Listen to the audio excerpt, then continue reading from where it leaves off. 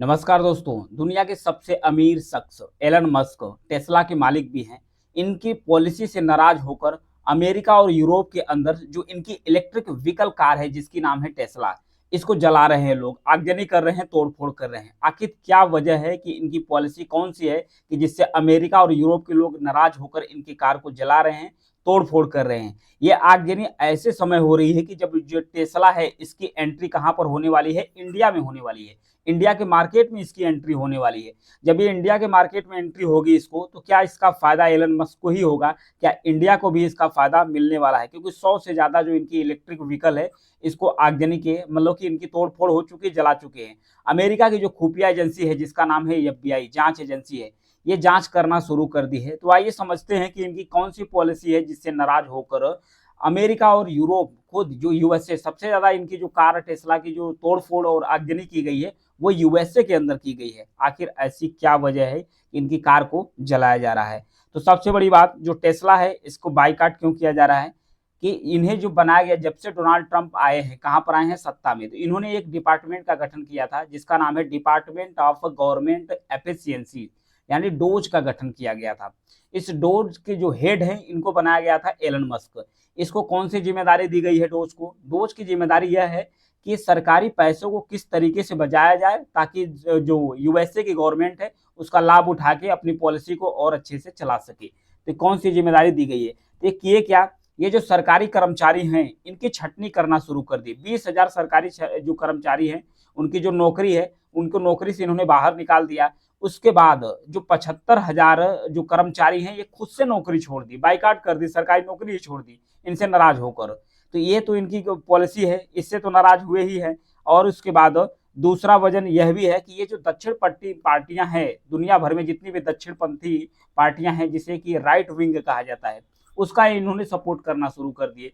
चाहे जर्मनी हो, चाहे ब्रिटेन हो। ब्रिटेन के जो पीएम हैं जिनका नाम है कीर स्टारमर्स, इन्होंने वहां के राजा से कहे कि जो कीर स्टारमर से ये मतलब कि बहुत अच्छे से मतलब ब्रिटेन को नहीं देख सकते हैं, तो उनके खिलाफ इन्होंने हवा दी। फिर उसके बाद ये जर्मनी में चुनाव हो रहे हैं, जहां भी तो हर एक जो जहां पर भी दक्षिणपंथी पार्टियां हैं उसको ये सपोर्ट करना शुरू कर दे रहे थे। इसीलिए यूरोप के अंदर भी विरोध हो रहा है, अमेरिका के अंदर तो इनका विरोध हो ही रहा है। इस वजह से इनका जो है कटना मतलब शुरू कर दिया, आगजनी करना शुरू कर दिए। फिर उसके बाद जो टेस्ला है, इनकी जो इलेक्ट्रिक व्हीकल कार है, इसकी जो वैल्यू है, 2023 में दुनिया भर में इन्होंने 18 लाख कार बेचे थे। लेकिन अब धीरे धीरे ये घटना शुरू कर दी थी क्योंकि नाराजगी की वजह से इनकी कार भी फूकी जा रही है, इनकी मार्केट वैल्यू है जो वो भी डाउन हो रही है। कुछ बिजनेसमैन का यह भी कहना है कि अगर कोई भी बिजनेसमैन अगर राजनीति में आता है, पॉलिटिक्स करता है, तो उसका जो प्रोडक्ट्स है, उसका जो बिजनेस है, वो डाउनफॉल की तरफ बढ़ना शुरू करता है। 2018 में जब ये अपने लॉन्च की थी टेस्ला को, जब उनकी शुरुआत हुई थी मार्केट, तो 2.4 लाख में ये बिक्री हुई थी इनकी। फिर उसके बाद 2019-20 में धीरे धीरे 22 तक बढ़ती आई। 2023 में 18 लाख इन्होंने कार बेची थी। फिर 2024 आते आते 17.8, यानी कि जो इनकी कार की बिक्री है ये कम होना शुरू कर दी। अब फिर उसके बाद मार्च महीने में टेस्ला का जो शेयर है वो भी गिरकर 15% तक गिर गया था। इससे बहुत ज्यादा एलन मस्क को नुकसान का सामना करना पड़ा है, मतलब कि करीब 800 अरब डॉलर तक की कमी आई है इनकी इस तरीके से। और दूसरी बात है कि जो ब्रांड इमेज है इस पर भी असर पड़ा है। विवाद के कारण जो इनकी ब्रांड इमेज है, विश्वसनीयता है, वो प्रभावित हुई है। इससे लोग अन्य कार की तरफ रुख करना भी शुरू कर दिए हैं। कंपनी की जो बिक्री है वो भी घटने का खतरा बढ़ रहा है। सीधे सीधे जो इनकी बिजनेस है इसमें गिरावट का असर देखने को मिल सकता है।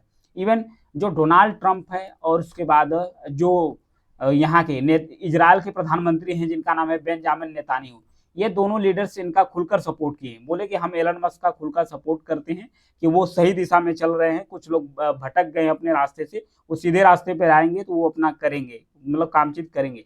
फिर उसके बाद जो टेस्ला है, टेस्ला से भी जो कई कर्मचारी हैं उसको बाहर निकाल दिए थे, एलन मस्क द्वारा बाहर निकाल दिया गया था। तो कर्मचारी भी नाराज हैं। तो उससे एलन मस्क खुद बात की। बात करने के बाद उन्होंने कहा कि नहीं, हम आपको भरोसा दिलाते हैं कि हम और ज्यादा नौकरियां पैदा करेंगे और ज्यादा आपको हम नौकरी देने वाले हैं। अब बात ये आ रही है कि अब ये कहां पर जाएगी? अब भारत में एंट्री होने वाली है किसकी? टेस्ला की एंट्री कहां पर होगी? इंडिया के अंदर।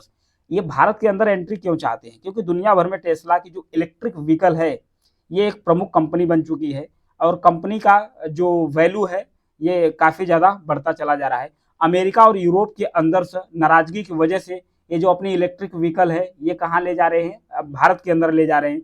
फिर उसके बाद अब पूरी दुनिया भर के मार्केट में चीन की एक सबसे बड़ी कंपनी है जिसका नाम है BYD। इस कंपनी का नाम याद रखिएगा, BYD यानी बिल्ड योर ड्रीम्स। ये इलेक्ट्रिक व्हीकल कंपनी है। ये सिर्फ इलेक्ट्रिक व्हीकल ही नहीं बल्कि हाइब्रिड मॉडल है। हाइब्रिड मॉडल का मतलब होता है कि ये डीजल और पेट्रोल से भी चल सकती है और जो इलेक्ट्रिक बैटरी है इससे भी चल सकती है।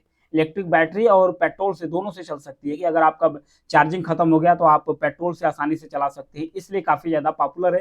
प्लस इसका जो रेट है ना ये काफ़ी ज़्यादा सस्ता है, इस वजह से ये बढ़ रहा है। उसके साथ साथ भारत के अंदर जो इलेक्ट्रिक व्हीकल है इसका जो मार्केट है, अभी जो इसका मार्केट है 54.41 अरब डॉलर का है। और 2029 तक बताया जा रहा है कि 2029 आते आते भारत में जो इलेक्ट्रिक व्हीकल है इसकी जो मार्केट वैल्यू हो जाएगी 110.7 अरब डॉलर तक पहुंचने की उम्मीद है। इतना ज़्यादा 19% की रफ्तार से बढ़ेगी। इसलिए जो एलन मस्क है ये कहाँ रुख कर रहे हैं, भारत की तरफ रुख कर रहे हैं। अब तक भारत में एंट्री क्यों नहीं हो पाई थी, जो इलेक्ट्रिक व्हीकल कार है जिसका नाम है टेस्ला, इसकी एंट्री भारत में एंट्री नहीं होने का सबसे बड़ा रीजन था कि जो इंपोर्ट ड्यूटी होता है, जो आयात शुल्क होता है, भारत लगा के रखा था बहुत ज़्यादा।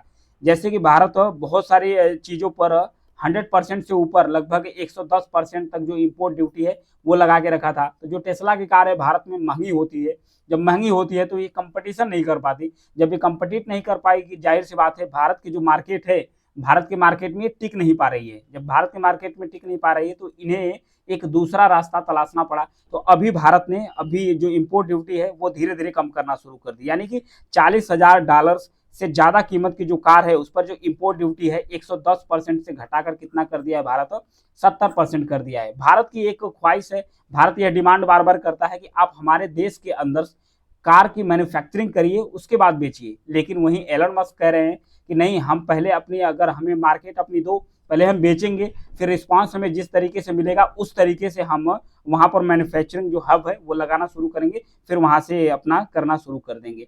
अब बात यह आती है कि टेस्ला से कैसे बने दुनिया के सबसे अमीर व्यक्ति जो एलन मस्क है। अभी भी दुनिया के जो टॉप सबसे अमीर देश अमीर व्यक्ति हैं, सबसे ज़्यादा अमीर जो हैं एलन मस्क ही हैं, जो टेस्ला के फाउंडर है। यहाँ पर देखिए इनकी जो नेट वर्थ है 29.93 लाख करोड़ रुपए है, पहले नंबर पर हैं।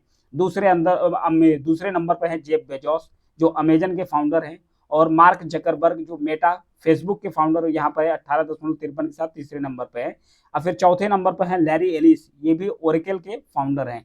पांचवें स्थान पर बर्नार्ड अर्नॉल्ड हैं। छठवें स्थान पर हैं वारेन बफेट हैं। लॉरी पेज हैं सातवें पर। आठवें नंबर पर सार्गे बिन है। 9वें नंबर पर स्टीव वालमर्स हैं। और 10वें स्थान पर आसानिया ओर्टेगा है। और 17वें नंबर पर आते हैं दुनिया के भारत के जो सबसे अमीर व्यक्ति हैं मुकेश अंबानी। और दूसरे सबसे अमीर व्यक्ति हैं जो गौतम अडानी। ये इनका नंबर कितना आता है, 17 नंबर पर आते हैं मुकेश अंबानी, और 25वें नंबर पर आते हैं पूरे ऑल ओवर वर्ल्ड में 25वें नंबर पर आते हैं गौतम अडानी। अब बात करते हैं कि किस तरीके से ये निवेश करके अपना बढ़े। तो जो टेस्ला के फाउंडर है जिनका नाम है एलन मस्क, ये 2004 में ये टेस्ला का जो शेयर है ये एक शेयर खरीदे।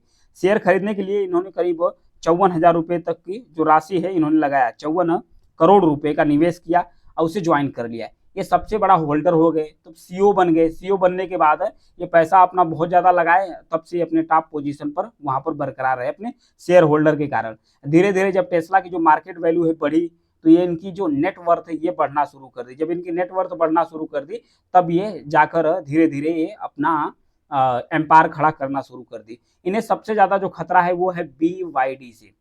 BYD चाइना की कंपनी है। चाइना की जो बिल्ड योर ड्रीम्स इसका नाम है, इलेक्ट्रिक कंपनी है जो हाइब्रिड मॉडल पर चलती है। इस तरीके से इसको कंपीट नहीं कर पा रहे हैं एलन मस्क। क्यों नहीं कर पा रहे हैं, यहाँ पर देखिए दोनों से अगर तुलना किया जाए BYD और टेस्ला, दोनों में क्या अंतर है। दोनों ये जो BYD है ये इलेक्ट्रिक और फ्यूल दोनों से चलती है, यानी कि आप पेट्रोल से भी इसे चला सकते हैं, इलेक्ट्रिक से चार्ज खत्म तो आप पेट्रोल से चला सकिए।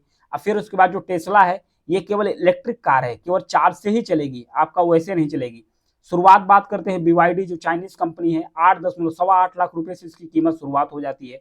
और वहीं जो टेस्ला है ये 28 लाख से शुरू होती है। अपनी खुद की जो बैटरी है ये बनाती है जो BYD है, ये बाहरी सप्लायर पर निर्भर करता है टेस्ला। चीन में बड़े पैमाने पर इसका प्रोडक्शन होता है जो BYD है। वहीं चीन और अमेरिका में लिमिटेड प्रोडक्शन होता है किसका, जो टेस्ला है। चीन, यूरोप और एशिया के अंदर बहुत बड़ी मार्केट बन चुकी है BYD की। वहीं टेस्ला अमेरिका, यूरोप, चीन तक ही सीमित है और एशिया के मार्केट में अभी इसकी एंट्री नहीं हो पाई है। तो सबसे ज्यादा जो टक्कर दे रहा है वो दे रहा है BYD। इस कारण से जो टेस्ला के फाउंडर हैं एलन मस्क, ये भारत के अंदर से जो अपनी मार्केट है ये तलाश रहे हैं। भारत के अंदर आएंगे, भारत के अंदर आएंगे, अगर इंपोर्ट ड्यूटी कम होती है तो जो कार है, इलेक्ट्रिक कार है, उसका कंपटीशन बढ़ेगा और जो अन्य भी इलेक्ट्रिक कार भारत में मैन्युफैक्चरिंग हो रही है, अगर कंपटीशन ठीक से हुआ तो भारत में भी कुछ कारें जो सस्ती हो सकती है और इनकी जो मार्केट है ये बढ़ सकती है। ये था जो विवाद चल रहा है टेस्ला को लेकर अमेरिका और यूरोप के अंदर, उसके बारे में न्यूज एनालिसिस। Thank you.